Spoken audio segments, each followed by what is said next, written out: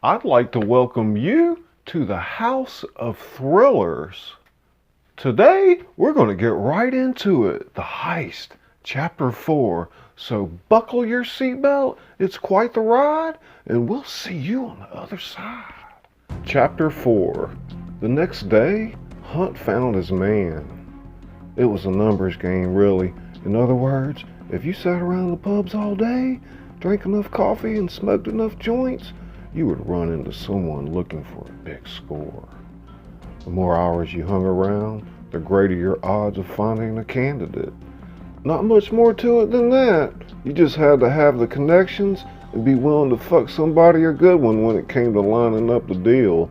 Hunt wondered how big his boss might be, and he had a feeling he was going to find out. That morning he had been sitting in the Stair, one of the family's pubs, smoking a joint and having a cappuccino, when the candidate walked through the door. A well-known Belgian buyer, known only as Mr. Cools, strolled up and said in English, "Hunt, my man, how goes it with you?"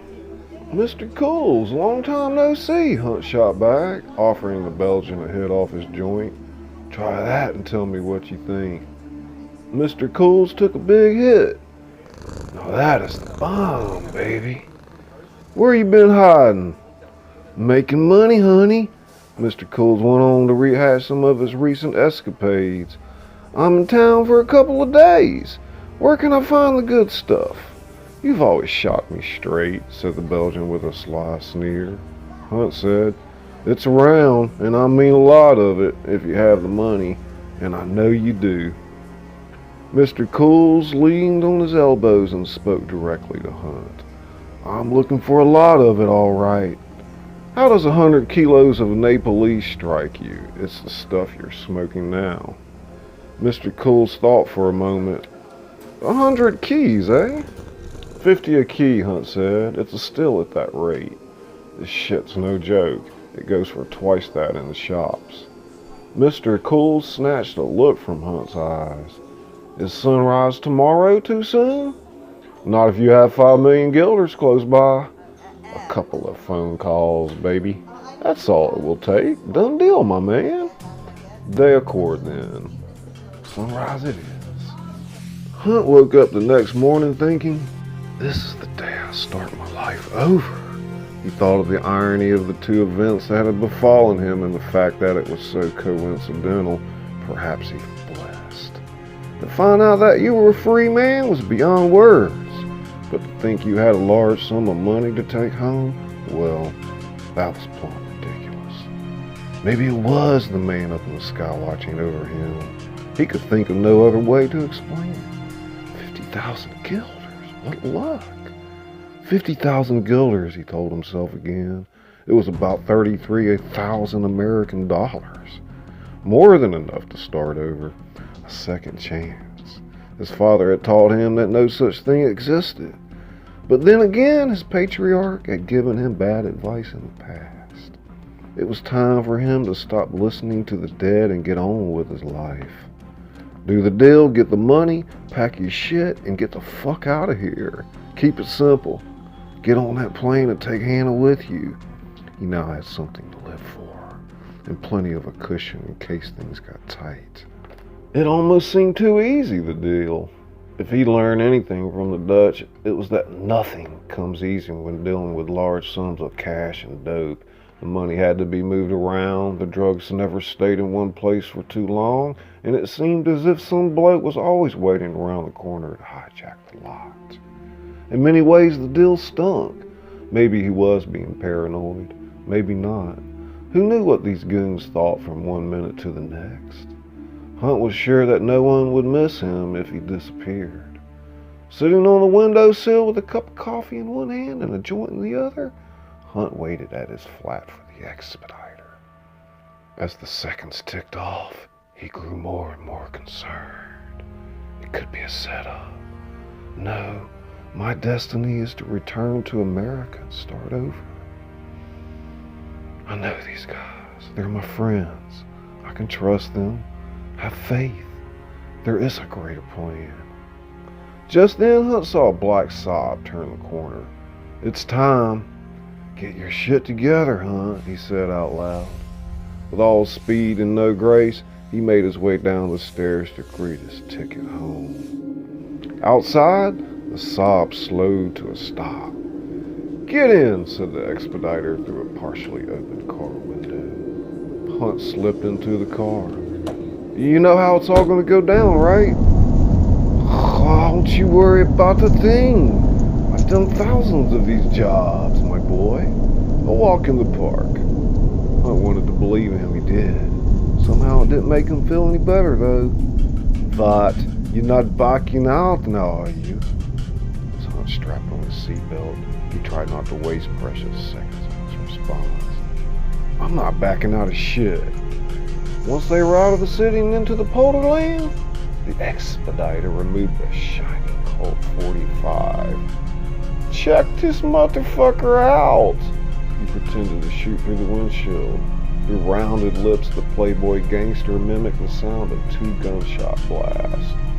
Pow! Pow! Hunt's eyes glistened at the sight of the gun. It was huge, the mother of all revolvers. He said, Shit, that's a fucking man-stopper. Yeah, I will blow your head clean fucking off. He rolled down the window, aimed into a field of dirt clods, and pulled the trigger. Grabbing at his ears, Hunt yelled, Damn, you crazy motherfucker. What the fuck are you doing?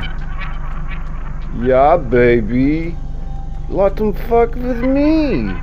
Oh my lord, Hunt said to himself. What do I have here, a homicidal maniac?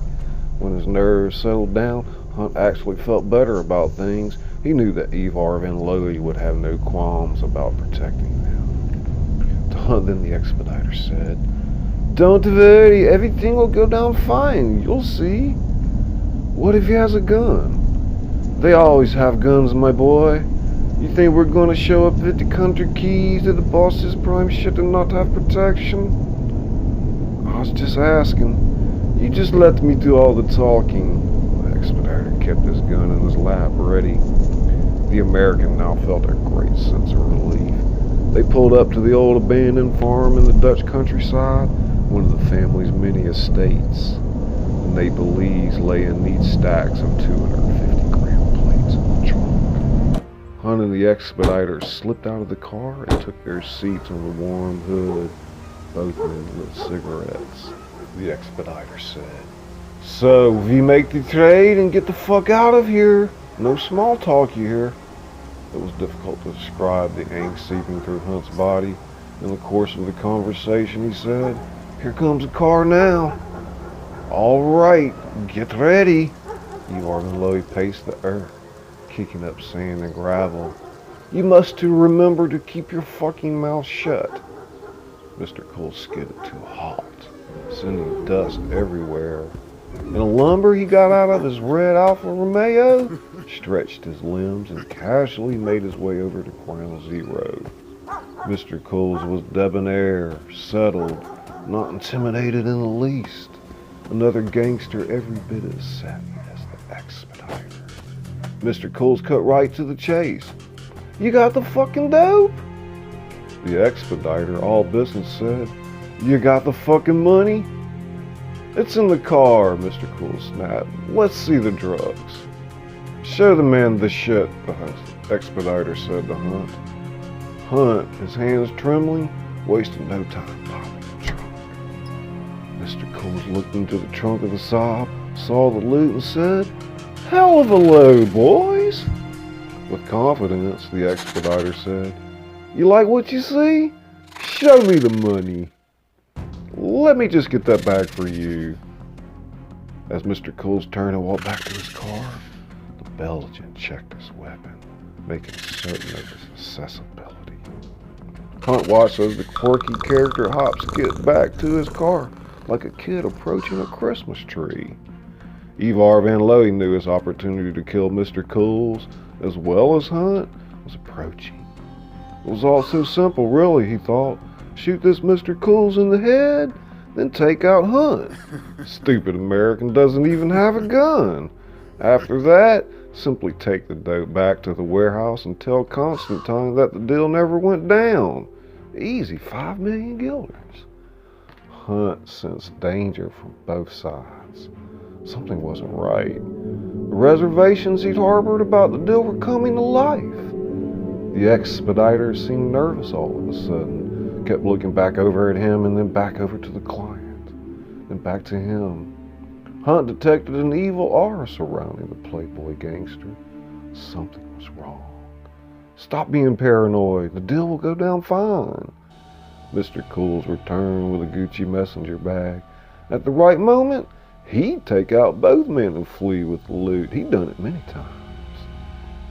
The expediter decided he would start blazing after a 10 count. 1, 2, 3, he said to himself. Ready, motherfuckers, 4, 5, 6, 9, here I come. Hunt stood still and fought his nerves. Mr. Cools moved forward, not taking his eyes off the American and his accomplice.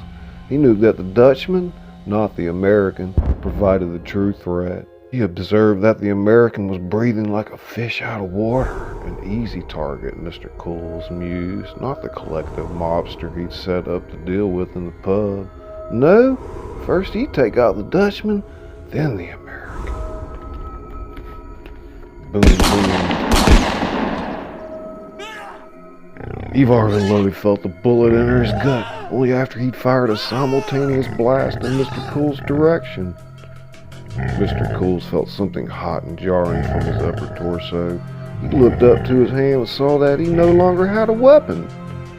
What had happened to it? He looked down and saw that his right shoulder oozed blood. Thick, slimy blood. Arterial blood. Hunt dove for cover and found himself behind the saw.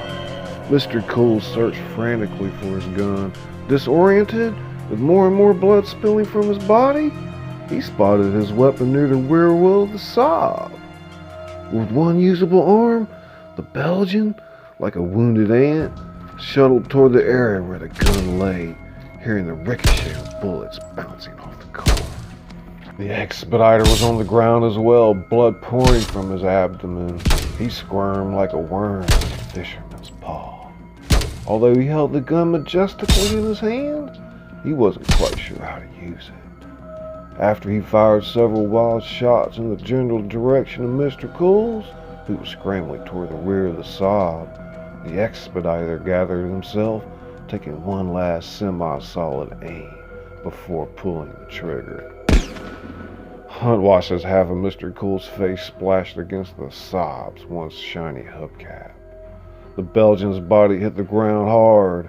Hunt couldn't believe that someone's face, or what was left of it, could hang so ugly and distorted. Nobody gets up from that. He then turned his attention to Evarvin Lowey, who was leaking blood all over the ground. In his peripheral vision, Hunt saw the blood-stained messenger bag lying by the trunk of the car. He stood up and cautiously crept around to the front end of the Saab, turned, then gandered at the bleeding Dutchman, who mumbled Dutch phrases that Hunt could not understand. The expediter saw that thick blood covered his hands, fatal blood. He looked over at Hunt and said, "Should have, Hunt rushed over to his friend. "Hang on, buddy. We'll get you some help." Even drenched in blood, the playboy gangster was still quite good looking. With seductive eyes, he looked up and met Hunt's gaze, then laughed as he raised the pistol and said, "Fuck you, Hunt. It was to be all mine." When he pulled the trigger and heard the misfire, the expediter knew that he made his last mistake. In slow motion, Hunt heard the serene sound of the gun's hammer clicking, then nothing, telling him that the expediter had dispensed the last of his bullets on Mr. Cools. Evarvin Lowey prepared to take his last breath. "Backstabbing motherfucker! You got what you deserved." The expediter tried to talk, but only blood gurgled from his mouth. Hunt didn't know it, but the feeling inside his veins was just adrenaline, but greed setting in, slowly but surely. "No, you can't. Don't even think about it." Fuck it, he said, and then turned to the expediter. You ain't gonna make it back from this one. Hunt saw belabored breaths in the man. Get ready to meet your maker, motherfucker. Playboy gangster tried to say something else, but found that he could muster only enough strength to flash one last time his pretty boy's smile. He died right then and there. Hunt made the sign of the cross, reached down, scooped up the messenger bag, and placed it next to the stash in the trunk. He slammed down the hood with authority, got into the Saab, and left the death scene in a trail of dust. If you guys enjoyed the video tonight, don't forget to hit the like and leave a comment down below. Here, you'll find the full reading of Dutch Coffee Shop. Otherwise, hit that little picture of me right there, subscribe to the channel.